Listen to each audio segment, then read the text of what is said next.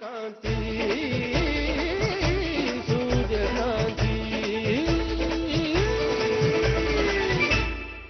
ಅಮ್ಮ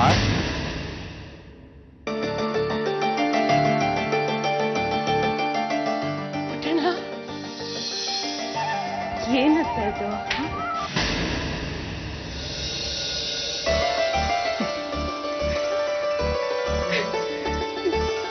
ಹೌದು, ಸತ್ಯ ಅಲ್ಲಿ? ಅವನೇ ನನ್ನನ್ನು ಇಲ್ಲಿವರೆಗೂ ಕರ್ಕೊಂಡು ಬಂದ. ಈಗ ಯಾವುದೋ ಫೋನ್ ಬಂತು, ನೀನ್ ನಡಿ ಪುಟ್ಟಣ ಬಂದೆ ಅಂತ ಹೇಳಿ ಕಳಿಸ್ದ. ಪುಟ್ಟಣ, ಆ ಇನ್ಸ್ಪೆಕ್ಟರ್ ಅಷ್ಟೆಲ್ಲ ಮಾತಾಡಿರೋದು ನೋಡಿ ನಿನ್ನ ಜೈಲಿಗೆ ಕಳ್ಸೋದ್ ಖಂಡಿತ ಅನ್ಕೊಂಡಿದ್ದೆ. ಇಷ್ಟು ಬೇಗ ನೀನ್ ಕಳಿಸ್ತಾನೆ ಅಂತ ನಾನು ಅನ್ಕೊಂಡೇ ಇರ್ಲಿಲ್ಲ. ಹಾ, ವರದೇಗೌಡ್ರು ಹೋಗಿ ಮಾತಾಡಿದಾರಲ್ಲ, ಅದಕ್ಕೆ ನೀನ್ ಇಷ್ಟ ಬೇಗ ಕಳ್ಸಿದಾನೆ.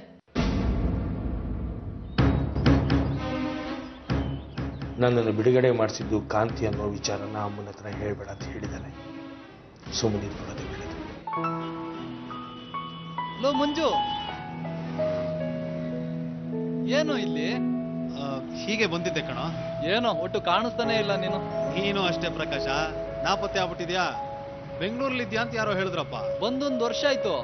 ಬಂದವನೇ ನಿಮ್ ಮನೆಗೂ ಹೋಗಿದ್ದೆ. ನೀನೇನೋ ಹುಡುಗಿ ನೋಡಕ್ ಹೋಗಿದ್ದೆ ಅಂತ ಹೇಳಿದ್ರು. ನಾನ್ ಬಂದ ವಿಷಯ ನಿನ್ಗೆ ಯಾರು ಹೇಳಿಲ್ಲೇನೋ?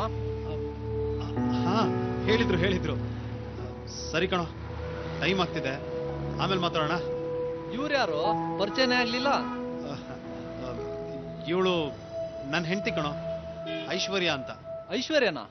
ಮತ್ತೆ ನಿನ್ನ ಹೆಂಡತಿ ಹೆಸರು ಬೇರೆ ಏನೇನೋ ಹೇಳ್ದಂಗಿತ್ತು. ಅದ್ಯಾರು ಸೀಗೆಹಳ್ಳಿ ಹುಡುಗಿ ಅಂತ ಹೇಳಿದ್ರು.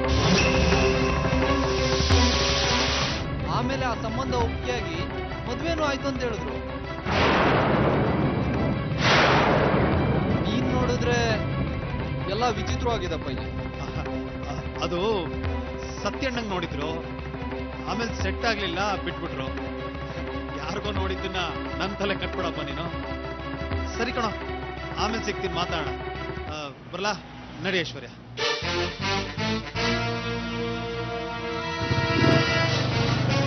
ಬರ್ತೀನಿ ಪ್ರಕಾಶ. ಸರಿ. ತುಂಬಾ ಕಷ್ಟ ಆಯ್ತಂತೆ. ಆ ಇನ್ಸ್ಪೆಕ್ಟರ್ ಯಾರ ಮಾತು ಕೇಳೋದೇ ಇಲ್ಲ ಅಂತಾನಂತೆ. ಆಮೇಲೆ ಬೆಂಗಳೂರಿಂದ ಫೋನ್ ಮಾಡಿಸಿದ್ಮೇಲೆ ಸ್ವಲ್ಪ ಮೆತ್ತಗಾದ್ನಂತೆ.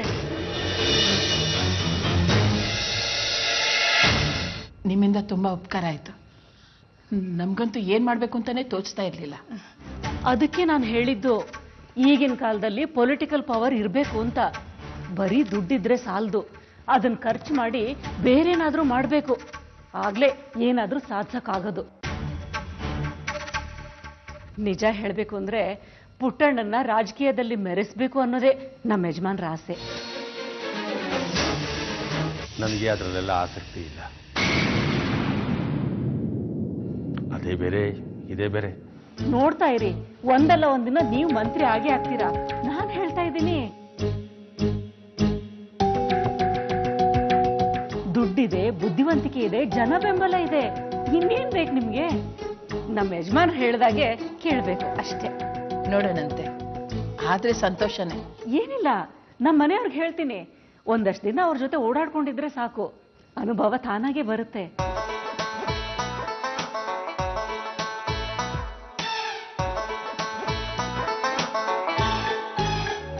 ಶರಣ ಬಂದು ಇನ್ಸ್ಪೆಕ್ಟರ್ಗೆ ಕೈ ಮುಗಿದು ಕೇಸ್ ವಾಪಸ್ ತಗೋತೀನಿ ಅಂತಂದ. ಇನ್ಸ್ಪೆಕ್ಟರ್ ಆಗಲ್ಲ ಅಂದ್ರು. ಆಮೇಲೇನೋ ಒಪ್ಕೊಂಡು ನನ್ನನ್ನು ಬಿಟ್ಬಿಟ್ರು. ಆಮೇಲೆ ನನಗೆ ಗೊತ್ತಾಗಿದ್ದು ಶರಣ ಅಲ್ಲಿಗೆ ಬರೋದಕ್ಕೆ ಕಾರಣ ನೀನು ಅಂತ. ಪರವಾಗಿಲ್ಲ ಬಿಡಿ ಬಾಬಾ. ಶರಣ ನನ್ನ ಮಾತು ಕೇಳ್ತಾನೆ ಅನಿಸ್ತು, ಅದಕ್ಕೆ ಹೇಳ್ದೆ. ಅದೇನ್ ಮಹಾ ಕೆಲಸ ಅಲ್ಲ. ನನಗಾಗೋ ಶಿಕ್ಷೆಯಿಂದ ನನ್ನನ್ನು ತಪ್ಪಿಸಿದ್ದಲ್ಲದೆ ನಮ್ಮ ಮನೆತನದ ಮರ್ಯಾದೆನೇ ಉಳಿಸ್ಬಿಟ್ಟೆಮ್ಮ ನೀನು. ನೀವು ದೊಡ್ಡವರು, ಈ ರೀತಿ ಚಿಕ್ಕವ್ರಿಗೆ ಕೈ ಮುಗಿಬಾರ್ದು. ನೀವೇನಿದ್ರು ನಮಗೆ ಆಶೀರ್ವಾದ ಮಾಡಬೇಕು.